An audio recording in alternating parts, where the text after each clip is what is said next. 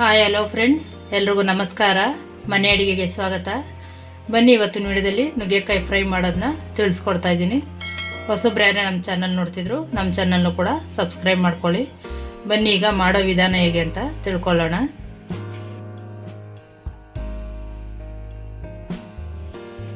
ಮೊದಲಿಗೆ ನಾನು ಇಲ್ಲೊಂದು ಬಾಣಲಿ ಇಟ್ಕೊಂಡಿದ್ದೀನಿ. ಅದಕ್ಕೆ 1 ಟೇಬಲ್ ಸ್ಪೂನ್ ಆಗೋಷ್ಟು ಎಣ್ಣೆ ಹಾಕೋತಾ ಇದ್ದೀನಿ. ಈಗ ನಾನು ಎಣ್ಣೆ ಕೂಡ ಬಿಸಿಯಾಗಿದೆ. ಇಲ್ಲಿ 1 ಟೇಬಲ್ ಸ್ಪೂನ್ ಆಗೋಷ್ಟು ಕಡಲೆ ಬೀಜನ ತೊಗೊಂಡಿದ್ದೀನಿ. ಅದನ್ನು ಫ್ರೈ ಮಾಡೋಕ್ಕೆ ಹಾಕೋತಾ ಇದ್ದೀನಿ. ಕಡಲೆ ಬೀಜ ಸ್ವಲ್ಪ ಮಾಮೂಲಿ ನಾವು ಚಿತ್ರಾನ್ನಕ್ಕೆಲ್ಲ ಹುರ್ಕೋತೀವಲ್ಲ, ಆ ರೀತಿ ಆಗೋವರೆಗೂ ಫ್ರೈ ಮಾಡ್ಕೋಬೇಕು. ಕಡಲೆ ಬೀಜ ನೋಡಿ ಈ ರೀತಿ ಫ್ರೈ ಆದರೆ ಸಾಕು. ಇದಕ್ಕೆ ನಾನಿಲ್ಲಿ 2 ಟೇಬಲ್ ಸ್ಪೂನ್ ಆಗೋಷ್ಟು ಒಣ ಕೊಬ್ಬರಿ ತೊಗೊಂಡಿದ್ದೀನಿ. ಅದನ್ನು ಕೂಡ ಹಾಕೋತಾ ಇದ್ದೀನಿ. ಇದನ್ನು ಕೂಡ ಸಣ್ಣ ಉರಿ ಇಟ್ಕೊಂಡು ಸ್ವಲ್ಪ ಫ್ರೈ ಮಾಡ್ಕೋಬೇಕು.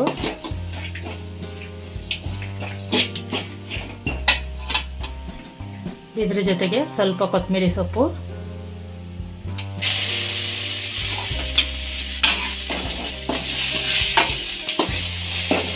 ಸಣ್ಣ ಉರಿ ಇಟ್ಕೊಂಡು ಎರಡನ್ನೂ 3 ಚೆನ್ನಾಗಿ ಫ್ರೈ ಮಾಡಿಕೊಂಡ್ರೆ ಸಾಕು. ಎಲ್ಲ 1 ನಿಮಿಷ ಫ್ರೈ ಮಾಡ್ಕೊಂಡಿದ್ದೀನಿ. ಇಷ್ಟಾದರೆ ಸಾಕು. ಇದನ್ನೆಲ್ಲ ಒಂದು ಮಿಕ್ಸಿ ಜಾರ್ಗೆ ಹಾಕೊಳ್ಳೋಣ. ಇದನ್ನೆಲ್ಲ ನಾವು ಪೇಸ್ಟ್ ಮಾಡ್ಕೋಬೇಕು. ಇದು ನೀರು ಬೇಕು ಅಂದರೆ ಹಾಕ್ಕೊಳ್ಳಿ, ಬೇಡ ಅಂದರೆ ಸ್ಕಿಪ್ ಮಾಡ್ಕೋಬೋದು. ಗ್ರೈಂಡ್ ಆದರೆ ನೀರಿನ ಅವಶ್ಯಕತೆ ಇರೋಲ್ಲ.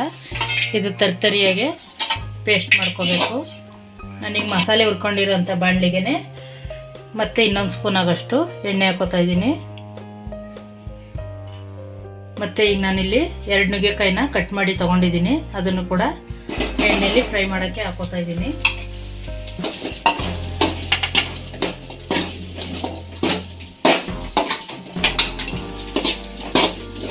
ಎಣ್ಣೆಯಲ್ಲಿ ಚೆನ್ನಾಗಿ ಫ್ರೈ ಆಗಬೇಕು. ಇದಕ್ಕೇನೆ ಸ್ವಲ್ಪ ಅರಿಶಿನ ಪುಡಿ ಹಾಕೋಬಿಡೋಣ.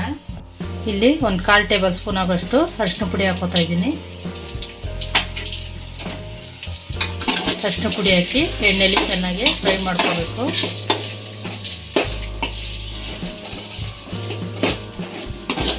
ಒಂದು 2 ನಿಮಿಷ ಫ್ರೈ ಮಾಡಿಕೊಂಡ್ರೆ ಸಾಕು. ಈಗ 2 ನಿಮಿಷ ಫ್ರೈ ಆಗಿದೆ. ಇಷ್ಟಾದರೆ ಸಾಕು. ಇದಕ್ಕೆ ಇಲ್ಲಿ ನಾನು ಒಂದು 1/4 ಕಪ್ಪಷ್ಟು ನೀರು ಹಾಕೋತಾ ಇದ್ದೀನಿ. ಈ ನೀರಲ್ಲಿ ಚೆನ್ನಾಗಿ ಬೇಯ್ಕೋಬೇಕು. ನುಗ್ಗೆಕಾಯಿವರೆಗೂ ಬೇಯ್ತಾ ಇರಲಿ. ಅಷ್ಟರೊಳಗೆ ನಾವು ಮಸಾಲೆನ ರುಬ್ಕೊಬಿಡೋಣ. ನೋಡಿ, 2 ನಿಮಿಷ ಈ ರೀತಿ ಎಲ್ಲನೂ ಬೇಯಿಸ್ಕೊಂಡಿದ್ದೀನಿ. ಈಗ ಇದು ಕೂಡ ಬೆಂದಿದೆ. ನೀರಂಶ ಎಲ್ಲ ಹೋಗಿ ಎಣ್ಣೆ ಅಂಶ ಮಾತ್ರ ಉಳ್ಕೊಂಡಿದೆ. ನಮಗೆ ಬರೀ ಎಣ್ಣೆ ಅಂಶ ಮಾತ್ರ ಉಳಿದಿರೋದಷ್ಟೇ. ಇದನ್ನೆಲ್ಲ ಒಂದು ಪಾತ್ರೆಗೆ ಹಾಕೊಬಿಡೋಣ, ಬಟ್ಲಿಗೆ ತೆಗೆದು. ಮತ್ತು ಅದೇ ಬಾಣಲಿಗೆ 2 ಸ್ಪೂನ್ ಆಗೋಷ್ಟು ಎಣ್ಣೆ ಹಾಕ್ಕೊಳ್ಳೋಣ. ಎಣ್ಣೆ ಕೂಡ ಮೊದಲೇ ಬಿಸಿಯಾಗಿರೋದ್ರಿಂದ ಬಾಣಲಿ ಬಿಸಿ ಇದೆಯಲ್ಲ, ಎಣ್ಣೆ ಕೂಡ ಬಿಸಿಯಾಗಿದೆ. ಅರ್ಧ ಟೇಬಲ್ ಸ್ಪೂನ್ ಆಗೋಷ್ಟು ಜೀರಿಗೆ, 1 ಈರುಳ್ಳಿನ ಸಣ್ಣದಾಗಿ ಕಟ್ ಮಾಡಿ ತೊಗೊಂಡಿದ್ದೀನಿ. ಅದನ್ನು ಹಾಕಿ ಚೆನ್ನಾಗಿ ಫ್ರೈ ಮಾಡ್ಕೋಬೇಕು.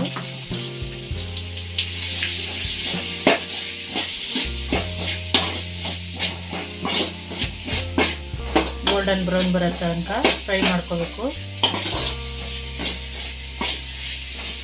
ನೋಡಿ, ಈಗ ಈರುಳ್ಳಿ ಕೂಡ ಗೋಲ್ಡನ್ ಬ್ರೌನ್ ಬರೋ ಥರ ಫ್ರೈ ಮಾಡ್ಕೊಂಡಾಗಿದೆ. ಇದಕ್ಕೇನೆ ನಾನಿಲ್ಲಿ ಸಣ್ಣದಾಗಿ ಕಟ್ ಮಾಡ್ಕೊಂಡಿರೋಂಥ 2 ಟೊಮೊಟೊನ ತೊಗೊಂಡಿದ್ದೀನಿ.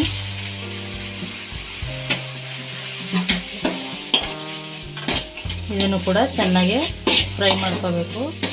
ತುಂಬ ಸಾಫ್ಟ್ ಆಗೋ ಥರ ಚೆನ್ನಾಗಿ ಮಿಕ್ಸ್ ಮಾಡಿಕೊಂಡು ಫ್ರೈ ಮಾಡ್ಕೋಬೇಕು. ಸಣ್ಣ ಉರಿ ಇಟ್ಕೊಂಡೆ ಫ್ರೈ ಮಾಡಿಕೊಂಡ್ರೆ ಬೇಗನೆ ಫ್ರೈ ಆಗುತ್ತೆ. ಜಾಸ್ತಿ ಉರಿ ಇಟ್ಕೊಂಡ್ರೆ ಸೀದೋಗ್ಬಿಡುತ್ತಲ್ಲ, ಅದಕ್ಕೆ ಸಣ್ಣ ಉರಿ ಇಟ್ಕೊಂಡೆ ಫ್ರೈ ಮಾಡ್ಕೋಬೇಕು. ಟೊಮೆಟೊ ಸಣ್ಣದಾಗಿ ಕಟ್ ಮಾಡೋದ್ರಿಂದ ಬೇಗ ಬೇಯುತ್ತೆ. ನೋಡಿ, ಈ ಕಡೆ ಮಸಾಲೆ ಕೂಡ ರೆಡಿಯಾಗಿದೆ. ತರ್ತರಿಯಾಗಿ ಪುಡಿ ಮಾಡ್ಕೊಂಡಿದ್ದೀನಿ ನಾನು. ಈಗ ರುಬ್ಬಿರೋಂಥ ಮಸಾಲೆನೂ ಕೂಡ ಹಾಕ್ಕೊಳ್ಳೋಣ.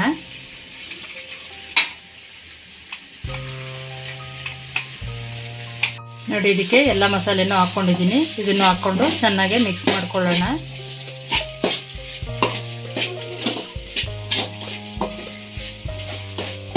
ಈ ರೀತಿ ಮಿಕ್ಸ್ ಆದಮೇಲೆ ಒಂದು ಅರ್ಧ ಟೇಬಲ್ ಸ್ಪೂನು ಶುಂಠಿ ಬೆಳ್ಳುಳ್ಳಿ ಪೇಸ್ಟು,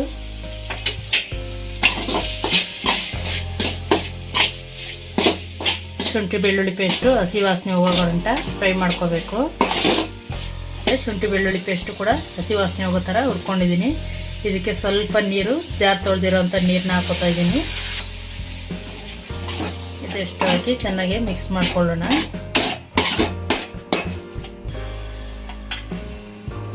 ಮತ್ತು ಇದಕ್ಕೆ ನಾನು ಅರಿಶಿನ ಪುಡಿ ಹಾಕೋತಾ ಇದ್ದೀನಿ. ಆಲ್ರೆಡಿ ನುಗ್ಗೆಕಾಯಿಗೆ ಒಂದು ಸ್ವಲ್ಪ ಹಾಕಿದ್ದೀವಿ. ಮತ್ತು ಇದಕ್ಕೊಂದು ಅರ್ಧ ಟೇಬಲ್ ಸ್ಪೂನಷ್ಟು ಅರಿಶಿನ ಪುಡಿ ಹಾಕೋತಾ ಇದ್ದೀನಿ.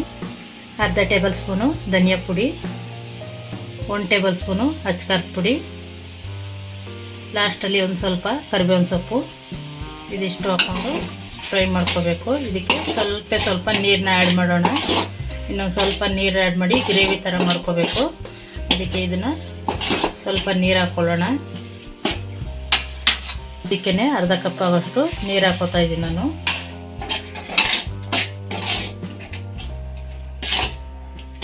ಇದು ಒಂದು 2 ನಿಮಿಷ ಬೇಯೋಕ್ಕೆ ಬಿಡೋಣ. 2 ನಿಮಿಷ ಚೆನ್ನಾಗಿ ಮಸಾಲೆ ಎಲ್ಲ ಬೇಯಬೇಕು. ಅಲ್ಲಿವರೆಗೂ ಇದನ್ನು ಬೇಯೋಕ್ಕೆ ಬಿಡೋಣ. ನೋಡಿ 2 ನಿಮಿಷ ಗ್ರೇವಿ ಎಲ್ಲ ಚೆನ್ನಾಗಿ ಬೆಂದಿದೆ. ಇದಕ್ಕೆ ಇಲ್ಲಿ ನಾನು ರುಚಿಗೆ ತಕ್ಕಷ್ಟು ಉಪ್ಪು ಹಾಕೊಳ್ಳೋಣ.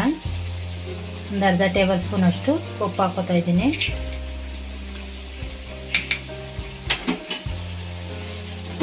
ಎಲ್ಲ ಹಾಕಿ ಮಿಕ್ಸ್ ಮಾಡ್ಕೊಳ್ಳೋಣ. ಇದ್ರ ಜೊತೆಗೇ ಮೊದಲೇ ಬೇಯಿಸ್ಕೊಂಡಿರೋಂಥ ನುಗ್ಗೆಕಾಯಿನೂ ಕೂಡ ಹಾಕ್ಕೊಳ್ಳೋಣ. ನುಗ್ಗೆಕಾಯಿ ಹಾಕಿ ಚೆನ್ನಾಗಿ ಫ್ರೈ ಮಾಡ್ಕೊಳ್ಳಿ.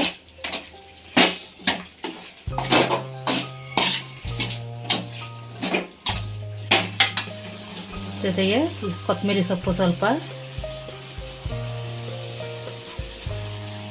ಗರಂ ಮಸಾಲ ಅರ್ಧ ಟೇಬಲ್ ಸ್ಪೂನು,